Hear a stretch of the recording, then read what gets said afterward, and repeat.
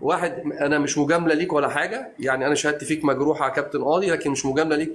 كابتن واحد زي كابتن قاضي حبيبي يا دوت، كابتن. ليه ما يكونش موجود في القنوات دي؟ راجل مهني، راجل عنده حضور. انا راجل خبرتي في الاعلام تمكنني ان انا اقول فلان ده ينفع وفلان ده ما ينفعش.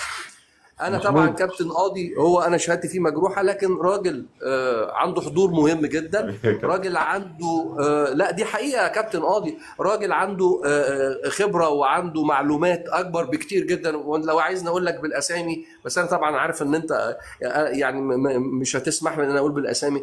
عندك خبرة كبيرة جدا وقدرات ان انت تبقى وخلي بالك لو طلعت على الشاشة، انا بقول لك اهو ده على مسؤوليتي الشخصية، لو طلعت على الشاشة حلقة واحدة هتبقى مطلوب بالاسم والجماهير تهتف باسمك. هم مش عايزين ده يا كابتن. محمود اسمح لي اقول لك كلمه في النطاق ده وتسمح لي. اتفضل. ايوه يا كابتن. انا اتفضل. اول مره اطلع مع الاستاذ ده، اتفضل يا كابتن. اللي هو القاضي، اول مره اعرفه بصراحه يعني.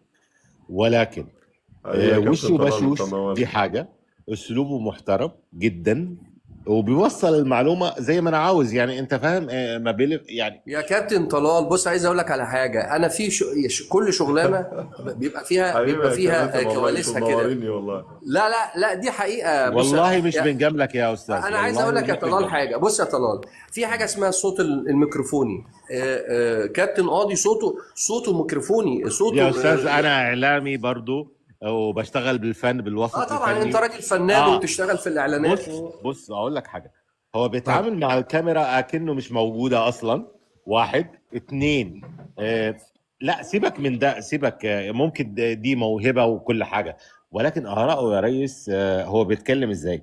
يعني قسما بالله انا ما حبيبي يا كابتن. حسيتش انه انا ضيف، انا حسيت انه انا المقدم، يعني للدرجه دي، يعني على قد ما هو هو ايه، على قد ما هو باخ... محترف، على قد ما طبعا هو باختصار اه شديد جدا، هو ده النموذج اللي انا اطمن لان بنتي تشوفه، ان مداخلة. مراتي تشوفه، ان ودي لله، يعني انا مش عاوز منك حاجه، يمكن ما اطلعش معاك في لايف طيب تاني أنا يا بس استاذ، والله يمكن ما اشوفكش تاني، ولكن دي لله، لا كلمه يا حضرتك كابتن، لله، بس انتوا كلمه حق تنوروا يعني. تنوروا لي دايما والله.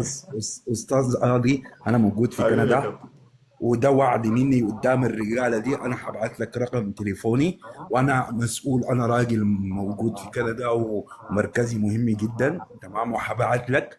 تمام، أنا هوصلك بشبكات رياضية كندية وأجنبية، أنا لي تعامل معاهم، وهبعت لك رقم تليفوني، يا كابتن ونتواصل انت منورني، ونلحق والكابتن طلال نلحق ما ويشرفني تبقى يشرفني.